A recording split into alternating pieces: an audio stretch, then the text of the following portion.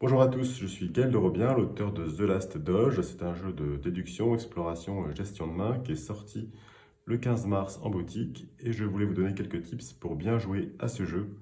Et donc cette vidéo est plutôt à destination des joueurs qui ont déjà joué ou des joueurs qui ont bien lu les règles pour bien comprendre de quoi il s'agit. Donc dans The Last Doge, vous allez explorer une Venise post-apocalyptique qui est formalisée par des tuiles quartiers. Des tuiles quartiers que vous voyez ici, face visible, que j'ai mises triées sous forme de matrice pour que vous compreniez bien de quoi il s'agit. Mais quand on joue, effectivement, elles sont mélangées et face cachée. Ces tuiles quartiers, elles vont avoir un petit numéro, donc de 2 à 7. Et donc il y a 2 tuiles 2, 3 tuiles 3, 4 tuiles 4, 5 tuiles 5, 7 tuiles 7. Rien que comprendre qu'il y a une fréquence de tuiles que vous allez trouver est important pour pouvoir déduire et gagner la partie.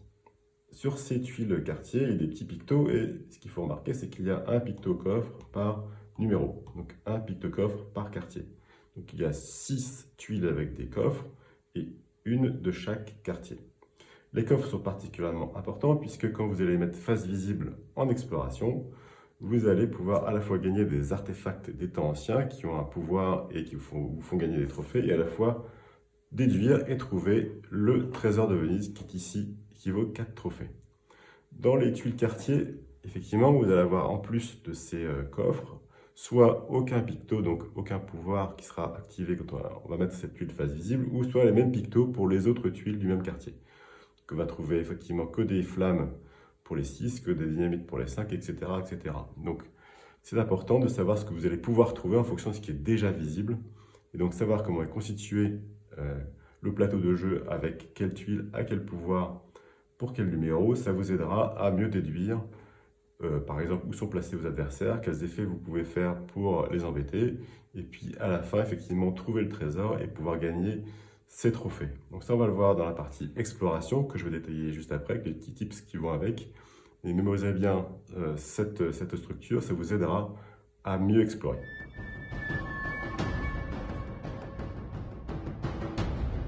Et voilà, j'ai mis à disposer les tuiles quartier face cachée, je les ai mélangées, j'ai mis le trésor sur une des tuiles face cachée, j'ai disposé les tuiles comme je l'entendais, je peux le faire comme je veux, mettre une forme qui me plaît, du moment que ça respecte des lignes des colonnes, pas de problème. Donc maintenant, je voulais vous parler de l'exploration, les tips qui vont avec.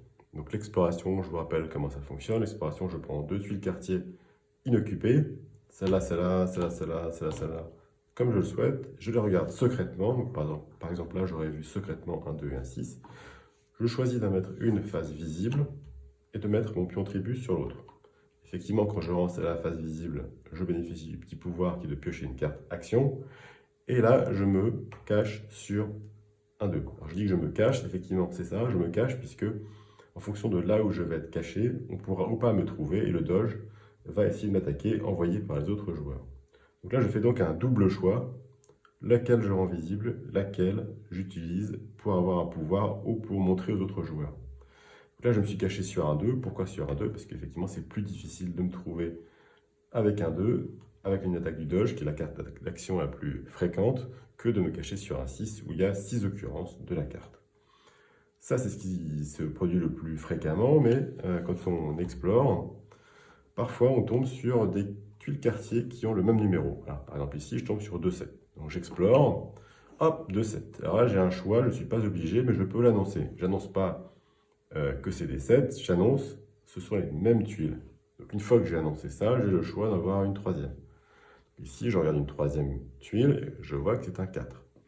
La logique veut que quand même, je me cache sur le 4 et que je retourne face visible une tuile 7. Pourquoi?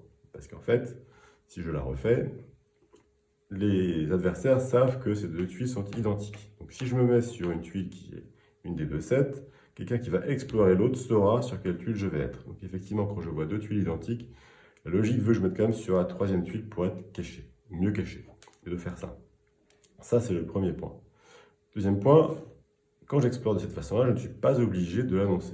Je peux dire, voilà, ah, je vois 2-7, je ne dis rien, et je mets une face visible et je me mets sur l'autre. Personne ne va croire que je vais être sur la même carte que je viens d'explorer, puisque normalement, ça donne un avantage, en fait, de voir une troisième tuile. Donc c'est un petit tips. Si vous voulez bluffer, n'hésitez pas à retourner une des deux tuiles que vous auriez vues si c'était les mêmes tuiles. Voilà. N'hésitez pas à le faire, ça peut vous faire gagner la partie.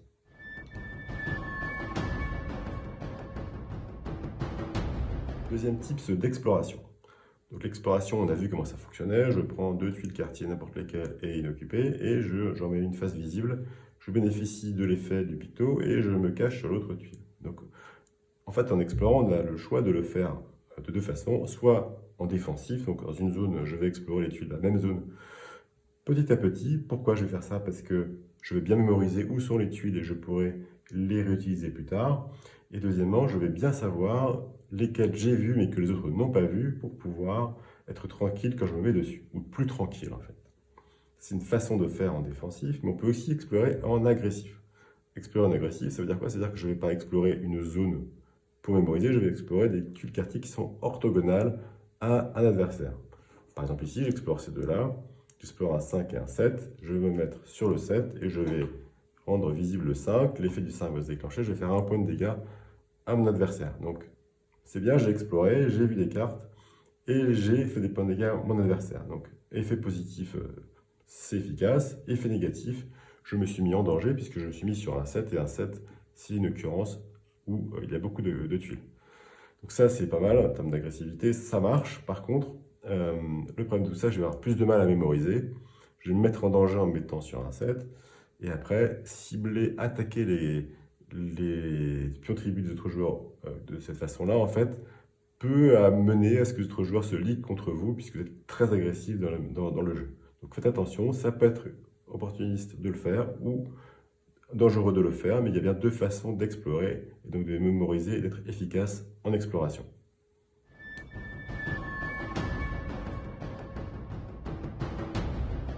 Tips 3 en exploration. Donc l'exploration de la ville a un peu avancé avec les joueurs qui se sont affrontés, et ce que je voulais vous montrer, c'est qu'on peut jouer des cartes actions avant ou après d'explorer. Donc là, si je les joue avant, il y a des cartes particulièrement intéressantes comme équilibre, où là on annonce pair ou impair avant de faire son exploration. Et donc si on retourne face visible en exploration une tuile pair ou impair en fonction de ce qu'on aura choisi, on va piocher deux cartes. Donc on va faire un gain de plus une carte action. Donc ça, c'est important de le savoir. Et de même, il y a des cartes actions comme nuage toxique qui ont à la fois un effet d'attaque en fait pour un joueur et à la fois un effet positif pour explorer. Donc par exemple, nuage toxique, ça dit quoi? Ça dit que l'adversaire ferme les yeux et vous allez mettre une tuile quartier de face visible en face cachée et donc il va devoir la retrouver. Et donc ça va vous permettre de faire quoi? À la fois de faire une attaque à un joueur et à la fois de mettre la tuile quartier qui va bien. Par exemple celle-là, puisqu'il y a déjà un 4 qui est face visible, face cachée pour que le joueur adverse la retrouve ou pas, mais surtout pas. Et qu'ensuite, en explorant, vous pouviez réutiliser l'effet que vous connaissez puisque vous l'avez mise face cachée. Donc, par exemple ici, si jamais je mets face cachée et que je la réexplore après un nuage toxique, je vais pouvoir rebénéficier du coffre et donc de trouver un artefact.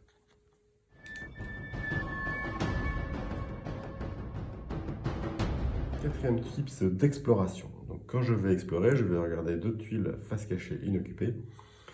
Et on peut le faire soit en prenant deux tuiles comme ça, ces deux qu'on aura choisies, ou les regarder l'une après l'autre. Par exemple, je peux très bien choisir une tuile, puis une tuile, le tout étant d'explorer deux tuiles.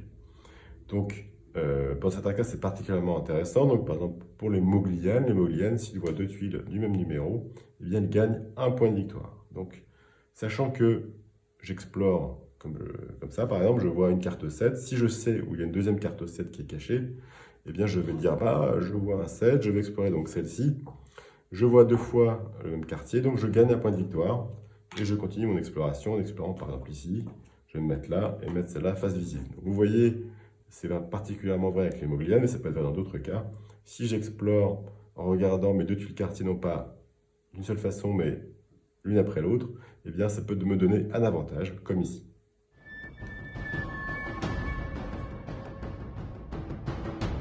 Dernier tips dans The Last Doge, en exploration, c'est quand la partie est un peu avancée et que vous connaissez des tuiles quartier face cachée qui sont des petits numéros. Alors là, si vous connaissez par exemple, là je sais qu'il y a un 2, là je sais qu'il y a un 3, je vais pouvoir explorer toujours en reprenant ce 2 et ce 3 pour pouvoir rester sur des tuiles cachées petit numéro face cachée. Donc par exemple, ici je sais qu'il y a un 2, je ne connais pas celle-là. J'explore les deux, je sais que c'est un 2, de toute façon je vais me mettre au 2 et je mets celle-là face visible. Donc là, je reste caché sur mon 2. Sachant qu'il y a un 3, je peux alternativement continuer en explorant le 3 que je connais, plus une autre que je ne connais pas, et donc je vais toujours rester caché sur un petit numéro. Donc passer du 3 au 2, du 2 au 3, etc. Donc c'est une façon d'explorer en restant caché et donc en prenant peu de risques.